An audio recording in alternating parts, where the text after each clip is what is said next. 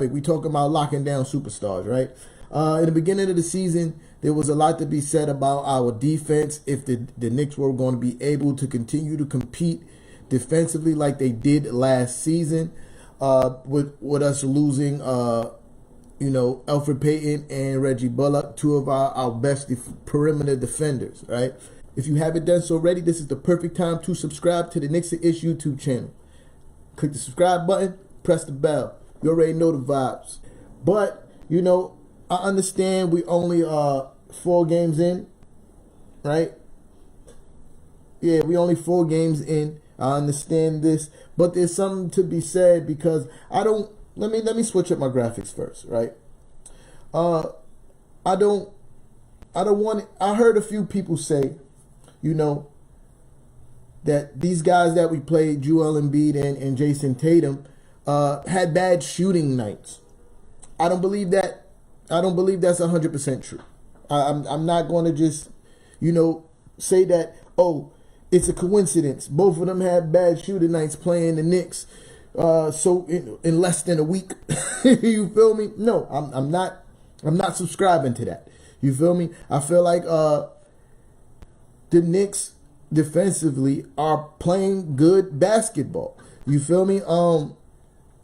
I think we're doing a good job when it comes to defending these superstars. Being Jayson Tatum, I think we did a good job defending these superstars when it comes to Jayson Tatum and Joel Embiid, right? Because I'm not gonna let people get away with saying that, hey, they just had a Rampage Ray. I see you, bro. I'm not gonna let people get away with just saying that these guys just had bad shooting nights. I watch these games, man, and it's not just as simple as, oh, they had a bad shooting night. I'm not subscribing to that. I will not allow that to happen, and I'm going to prove why it's not just bad shooting nights. You feel me? Well, I'm not going to prove. We're just going to talk about why it's not a bad shooting night. If you saw the game, then you know it's not just a bad shooting night, right? So we're going to start off with Jayson Tatum, right? If you're in the building, press share for your boy. We're going to start off with Jayson Tatum, right? If you look at his stats, it says 20 points. That might be the first thing that jump out to you, but it was the ugliest 20 points that you will ever see from an NBA basketball player. You feel me? 7 for 30 from the field, 23% from the field, 2 for 15 from 3-point. That's 13%. 4 for 5 from the free throw line.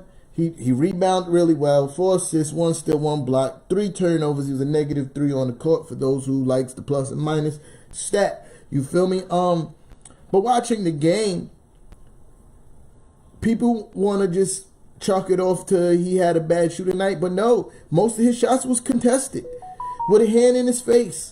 And it wasn't just R.J. Barrett doing the defending. It was group defense. You feel me? If he happened to get by R.J. Barrett, the help defense rotated well on him. You feel me? And it was things of that nature that forced him to have a bad shooting night. They kept him out of rhythm. Granted, Jaylen Brown had a tremendous game, but I could definitely tell you by watching that game, the defensive game plan was to disrupt Jayson Tatum's rhythm, and they did that. R.J. Barrett did as well as you could on a superstar like Jayson Tatum by himself, but it was the group defense, which it seems to be the theme for this season. Group defense, you feel me? R.J. Barrett tries his best to contain, and if he happens to get past, then we have great rotation when it comes to help defense. And we made it really difficult for Jayson Tatum in that game, evident by the 7 for 30 shooting. A talent like Jayson Tatum put up 30 shots. Eventually, some of them going to start going in. Especially going into a double overtime game. He was just well defended. I'm not subscribing to the fact that, Jayson Tatum just had a bad game. Well, if that's the case, then how do you explain us going against Joel Embiid, pretty much a week later, and us holding him to these kind of numbers? That has, are you going to tell me that has nothing to do with the New York Knicks basketball? That has nothing to do with us on the defensive end? I'm not subscribing to that, bro. Look at his numbers: 2 for 7 shooting, 28%, 0 for 2 from 3, 10 for 11 from 3. The free throw line. And if you look at his points, oh wait, we're not even done. 6 rebounds, 3 assists, 1 steal, 1 block, 5 turnovers. He was a -8. You feel me? Now, if you look at the fact that he has 14 points and you look at his free throws, you can tell where 10 of his points came from. 10 of his 14 points came from the free throw line. And I'll credit the refs to that, because in the first half, we couldn't even breathe on Joel Embiid without a foul being called on him. So the refs helped him get his 14 points. If it wasn't for the refs, he probably would have been somewhere around the 5 to 6 point range, the way we played defense on him. And it was again, great initial defense from Mitchell Robinson, because Joel Embiid is a superstar. You can only do so much with one person guarding a player like Joel Embiid. But after the initial defense breakdown, it was great help defense. It was guys leaking over, being able to help if he came towards the inside of the court. You feel me? It was that help defense. That is the theme for this team. Team defense is not one man tries to lock down the greatest player on the court. You feel me? Not the greatest player, but the best player from the other team on the court. It is help defense, rotating, you feel me, active hands, passing lanes, all of the above. But I will say this about Mitchell Robinson playing defense on Joel Embiid. Look at the rebounding stats, man. Joel Embiid is a really good rebounder. 6 rebounds for Joel Embiid is not really a good night on the boards for him. It's really not. You feel me? And he's a pretty decent passer for a center. Not really great, but pretty decent passer. And that goes to show the impact of Mitchell Robinson putting on the weight. I want to, dive a little bit deeper into that aspect, right? Mitchell Robinson's defense on Joel Embiid and the impact of him putting on that weight. So the impact of him putting on that weight. So peep game, right? Joel Embiid has played 6 total basketball games against Mitchell Robinson head to head. His record is 5-1, all right? 1 being the win that we got last night, right? He averages 32 minutes, shooting 43% from the field. This is including last night's game, right? Shooting horribly from the 3-point line. During those head-to-head matchups, only 15%. But he's averaging 12 total rebounds against Mitchell Robinson head-to-head, 3 assists, 0.5 steals. All that doesn't matter, right? 23 points a game against Mitchell Robinson in head-to-head matchups. In all of their 6 games, Joel Embiid is averaging 23 points against Mitchell Robinson and 12 rebounds. It was evident that he couldn't move Mitchell Robinson the way that he normally does in their previous matchups. I think that had a lot to do with Joel Embiid's poor performance in our last game. It was that we locked him up. Mitchell Robinson did a great job. That extra weight that he put on didn't allow Joel Embiid to move Mitchell Robinson the way that he normally does. You feel me? Keeping that man to, and, going back away from Mitchell Robinson and talk about team defense. Just look at the number of shots that he put up in that game. You feel me? He only got to put up seven attempts. That's because of the great help defense. Forcing the ball out of his hand and making someone else beat us. Normally, against the Knicks, at least against Mitchell Robinson, he's averaging 16.5 shots a game. You feel me? But last night, he only put up 7. Great help defense. Shout out to Mitchell Robinson for putting on the weight, which was very important to impact the game. You feel me? So I'm not going to allow These guys, you feel me, to just get here and talk about, oh, they had bad shooting nights. Nope, nope, nope. I'm not allowing that. I'm not allowing that. I'm not allowing y'all just to say these guys had bad shooting nights. Nope, it's not just that simple. You feel me? The Knicks played great defense against both of these superstars. And I plan to see a reoccurring theme because you know Coach Tommy T is great at defense, drawing up the defensive game plan towards players. And it was in full effect against Jayson Tatum and Joel Embiid. You've seen how well the game plan worked. I think we have guys on the defensive end from all 5 positions, maybe not so much Kemba Walker, but all 5 starters, well, at least 4 to 5 starters, are competent enough on defense to be able to guard their man as well as they can, especially if it's a superstar. I think RJ Barrett is taking great strides this season, so far this early season, in his individual defense.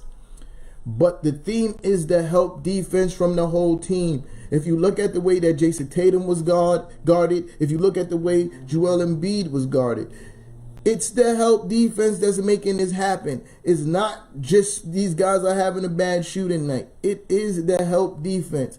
You know, it's pretty decent initial defense from RJ Barrett against Jayson Tatum. It's pretty good initial defense from Mitchell Robinson against Joel Embiid.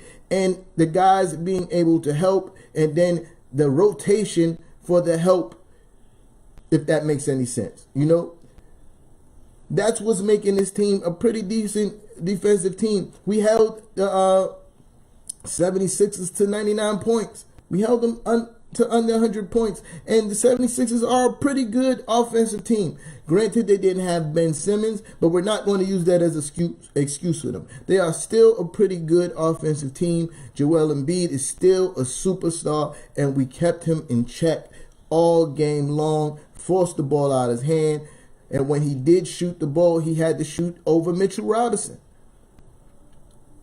I think it was a masterful game plan to keep Joel Embiid out of the game. I think it was a masterful performance on defense in that retrospect. You feel me? Tobias Harris kind of went off. I think he had 23 points or 25 points, something like that. But for the most part, we kept Joel Embiid in check with help defense. Great initial defense from Mitchell Robinson.